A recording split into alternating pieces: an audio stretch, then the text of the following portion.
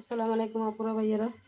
তো আজকে বানাচ্ছি লুডুস, বড় লম্বা লুডুসগুলো, কোকালা লুডুস। আমি সিদ্ধ হয়ে গেছে, আমার লুডুসগুলো দিয়ে দিলাম।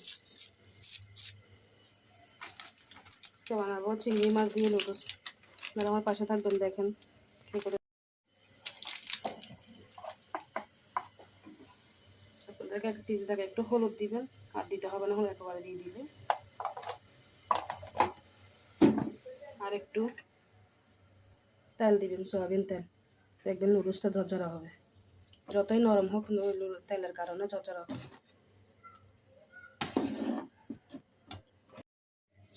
দিয়ে দিলাম তেল আর পেঁয়াজ, মানে লুডুসের এরকম ছোটো ছোটো করে দিলে সবাই পাইও, আর একটু বরকত বলে কথা হয় আর কি। এখন তো বড় বড় করে দিলে জিনিসটা এখন বড় সুন্দরও হয় না, সেটা ছোটো ছোটো করে দিলে দেখতে সুন্দরও লাগে, জিনিসটা মিহিন হয়। দিয়ে দিলাম আমার চিংড়ি, ছোটো করে কাটা চিংড়ি।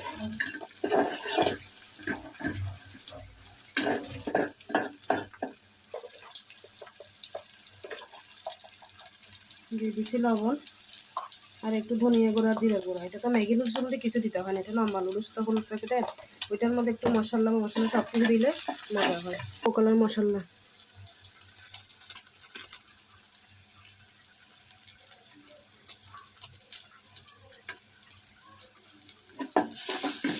এরকম করে রান্না করলে পেঁয়াজের লাল লাল হয়, আর ইচ্ছা মাছটা একটু মানে ভাজা ভাজা হয়, ভাল লাগে আর কি, খেতে মুখে লাগে, মুখ ভালো লাগে।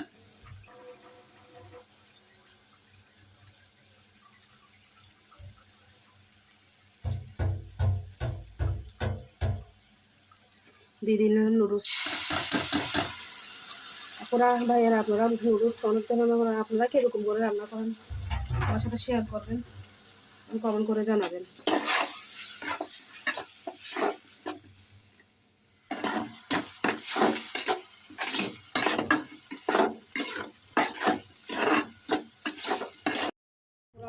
পুরা ভাইয়ের আমার বিকালের নাস্তা বানাইছি, চিংড়ি দিয়ে নুডলস দিয়ে বানিয়েছি, কোকালা নুডলস দিয়ে। দেখেন কত সুন্দর হয়েছে, দেখতে কত সুন্দর লাগতেছে।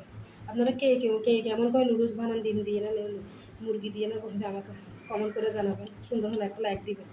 দেখেন আমার মেয়ে খেয়ে বলবে কত সুন্দর হয়েছে, কত মজা হয়েছে। দেখেন কম মশলায় ম্যাগি নুডলস চিংড়ি দিয়ে মজা হয়েছে। অনেক মজা না?